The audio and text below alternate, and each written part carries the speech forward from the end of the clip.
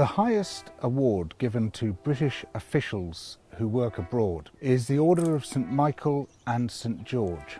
This consists of a star with a little enamelled painting, and the painting shows the angel St Michael standing on the neck of the devil, and the devil is a black man.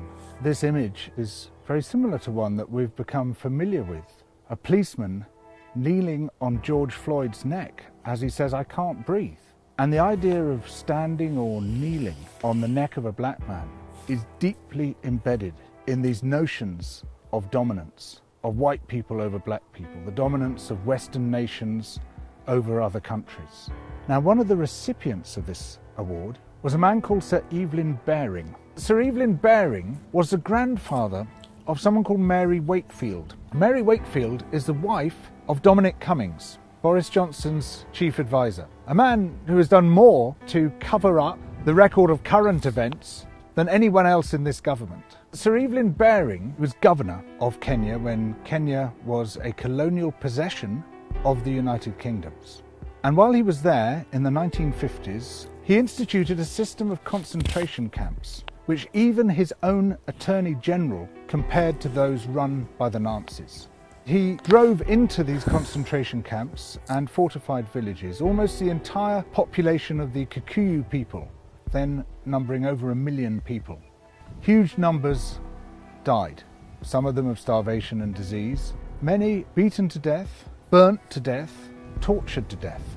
Repeatedly, men were castrated. In some camps, almost the entire population of children died. And until the Mau Mau are destroyed, the innocent too must suffer. It was Evelyn Baring who oversaw the creation of this system. Sir Evelyn Baring, upon whom rests the main responsibility of the campaign.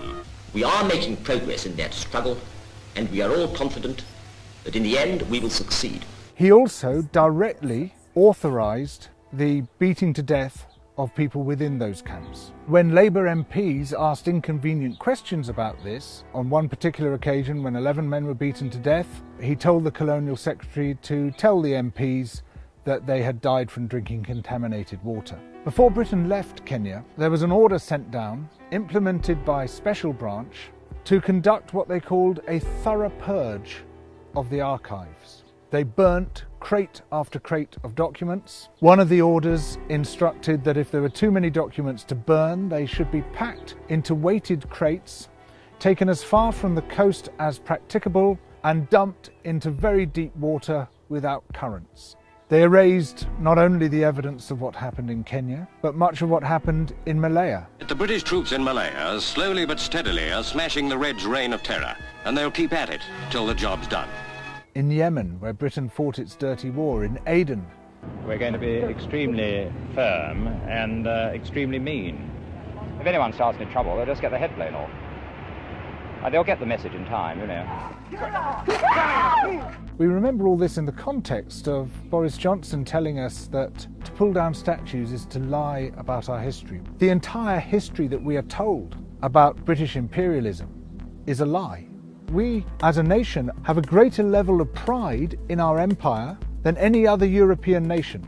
People look back with nostalgia to Britain's imperial past. That's impossible to understand unless we understand the massive fabric of lies, of deletions, which has airbrushed the colonial atrocities practiced everywhere we went.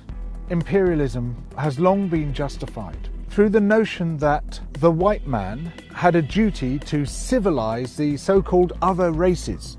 Racism is an ideology, and to a very large extent it was created by British theorists. You can take it back to the late 18th century and the work of a physician called Charles White, who was one of the people who formalized this idea that there's a sort of ladder of life, and the white man is at the top of that ladder, and below the white man on the ladder is the white woman, and below that were people with dark skin. That ideology remains with us today.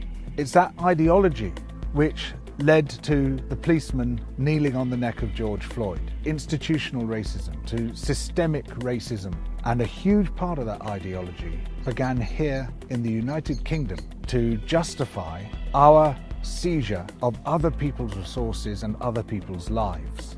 These relationships continue by other means, through our trade relationships today, which are often highly coercive, enforced by offshore tribunals of corporate lawyers, basically forcing countries to give up their natural resources, enforced by international debt, and what we see is a net drain of wealth from the poor nations into the rich nations.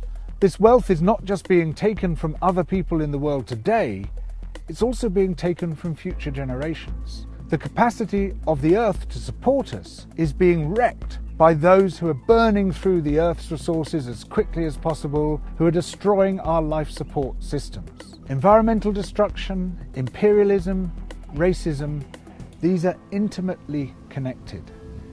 They all mesh together as part of a global system of injustice. It's not just the bad stuff in history that they don't want us to see. It's also the good stuff.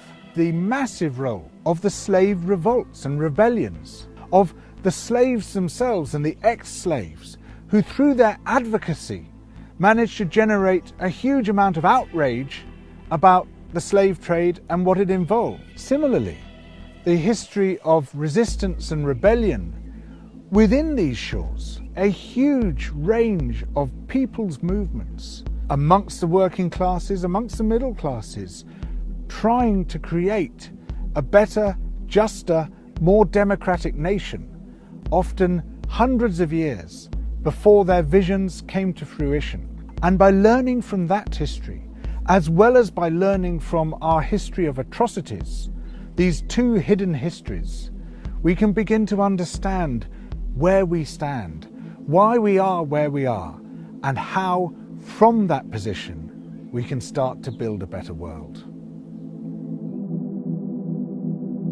Double Down News brings the big issues together. It shows how they fit into the wider story. The story of where we are and how we got here, and the story of how we need to change, how we need to build a better world. So please support Double Down News through Patreon and allow this journalism to flourish.